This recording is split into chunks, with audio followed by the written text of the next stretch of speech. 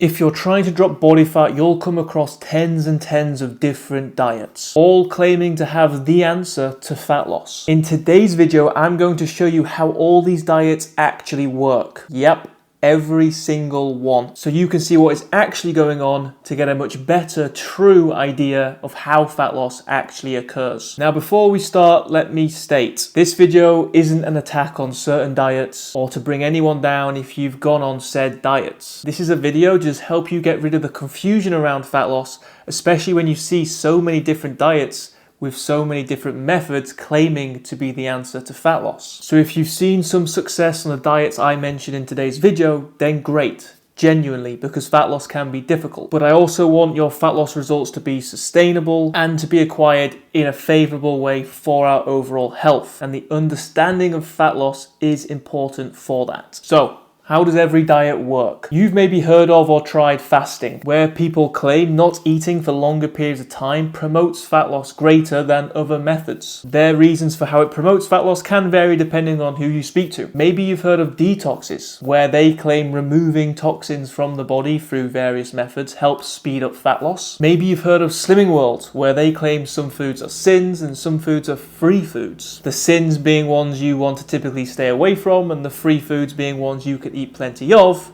helping promote fat loss. Maybe you've heard of tracking calories, where you just track your food to hit a certain number of calories consistently. Now, whether or not these diets inform you of this or not, they all work in the same way. Let me explain. Fat loss occurs by taking in less calories than you are expending, also known as a negative energy balance or a calorie deficit. Now, the law of thermodynamics states that energy cannot be created nor destroyed, only transformed from one form of energy into another. So when you consume energy, it doesn't just vanish, it is transformed or used. And it can do that in various different ways, which we're going to come onto. But if there's excess energy that we're taking in, where we're taking in more calories than we are expending, what happens to that energy? Well, it gets stored as body fat. And this is an important note to make. So how do we use the energy we take in on a daily basis? Well, our total daily energy expenditure is broken down into 4 different ways. We have our basic metabolic rate, which contributes to most of our daily expenditure, and it's simply the energy we use to stay alive. The bodily processes that keep us functioning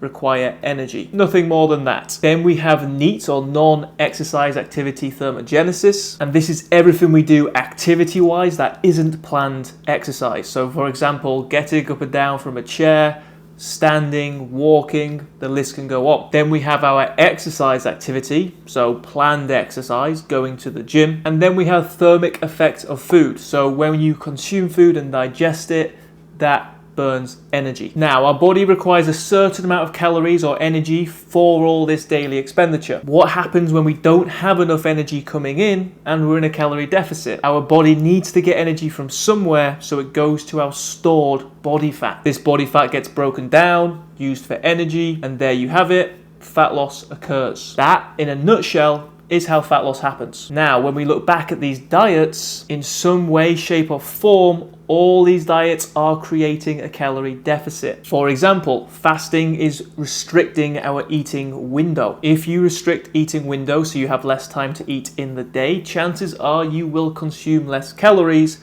and chances are that will help put you into a calorie deficit. With detoxes, typically food is massively restricted while you are then consuming some sort of concoction with certain ingredients that apparently help you remove toxins. That in itself is putting you in a massive calorie deficit alongside having now zero or very low food volume in your system.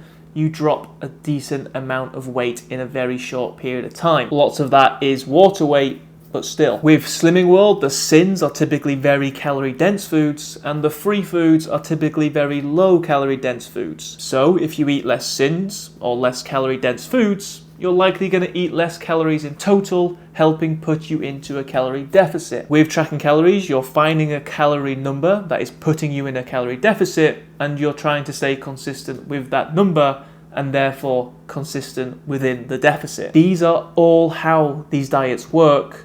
The method they choose to get there is just different from one another. But when you understand this, it then stops you from believing meal timing is the important factor in regards to fasting, or that removing toxins is the important factor in regards to detoxes, even though your kidneys and liver already do that process for you, or that you believe certain foods are bad and good for fat loss in regards to Slimming World. This removes the confusion, plus it also allows you to pick a method that you think is most suitable and sustainable for you, because a lot of these diets just simply aren't, and if you can't sustain them, you won't sustain the results that you do get on these diets. If you did find this video helpful, please do drop a like because it helps me. If you haven't already, do subscribe so you can keep up to date with all the rest of my videos which are going to help you with your fat loss. And I'll see you on the next one.